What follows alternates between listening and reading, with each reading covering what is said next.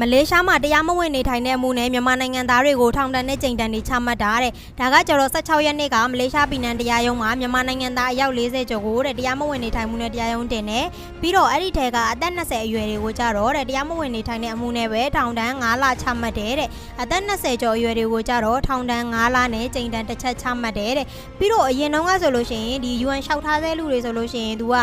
ဖမ်းခံရလို့ရှိရင်ပေါ့နော်ကန့်နေတွေဘာတွေမှာ UN ကလာတွေ့ပြီးတော့မှကတ်ပေးပြီးတော့ထုတ်လို့ရှိရင်မလေးရှားထဲမှာပြန်လွတ်တာတွေရှိတယ်ပေါ့နော်အခုတော့အဲ့ဒီပြည်နယ်တရားရုံးမှာကျတော့ဒီ UN လျှောက်ထားစေလူတွေပေါ့နော်အဲ့ဒီလူတွေကိုအတိမတ်မပြုတ်ပဲနဲ့ပေါ့နော်ထောင်ဒဏ်နဲ့ကြိမ်ဒဏ်ချမှတ်လိုက်ပါတယ်တဲ့ဒါကကျတော့အခုပြထားတဲ့အကိုကပေါ့နော်သူကအမှုတကယ်လိုက်ပေးနေတဲ့လူသူကအဲ့ဒီမှာလက်တွေ့ကြုံတွေ့လာတဲ့ဟာကိုပေါ့နော်ပြန်လဲပြီးတော့ sharing လုပ်ပေးထားတာဖြစ်ပါတယ်ပြီးတော့တချို့ကလည်းပြောနေကြတယ်ပေါ့နော်ဒီလိုမျိုးဖမ်းခံရတယ်ဆိုလို့ရှိရင်မလေးရှားမှာထောင်နေကန့်နေမဆန့်တော့လို့ပေါ့နော်မြန်မာနိုင်ငံကိုအမြန်ပြန်ပို့တယ်လို့လည်းပြောနေကြတယ်ဒါပေမဲ့ဘလို့ပဲအမြန်ဆုံးပြန်ပို့ဖို့ပေါ့နော်သူတို့ကဒီမြန်မာနိုင်ငံသားစစ်မှန်ကြောင်းတသေးတွေပြရမယ်ပြီးကြရင်ပြန်ပို့ဖို့စီစဉ်ရမယ်ပြီးတော့ကိုယ့်ဘက်ကလည်းဒီလေရင်ကားတွေပါပေးဆောင်ရမယ်ပေါ့နော်အဲ့ဒီတော့လာနဲ့ချီကြတာတွေရှိပါတယ်ပုံမှန်အဖြစ်တော့2လလောက်တော့ကြာကြတယ်ပေါ့နော်ပြီးတော့ဒီလိုမျိုးပြစ်ဒဏ်ချမှတ်တဲ့နေရာတွေမှာလည်းသူကလူတစ်ယောက်နဲ့တစ်ယောက်တရားရုံးတစ်ခုနဲ့တစ်ခုတရားသူကြီးတစ်ယောက်နဲ့တစ်ယောက်မတူဘူးပေါ့နော်တချို့တွေကတရားသူကြီးကံမကောင်းတဲ့လူနဲ့ကြာသွားလို့ရှိရင်တော့ဒီလိုမျိုးထောင်နေပါတွေကြာတာကျိန်တန်နေပါတွေပိုလာနိုင်တယ်ပေါ့နော်အဲ့ဒါကြောင့်မို့လို့လူတိုင်းဟာတစ်ယောက်နဲ့တစ်ယောက်မတူဘူးလို့ဒါလေးကိုပြပြပေးလိုက်ပါတယ်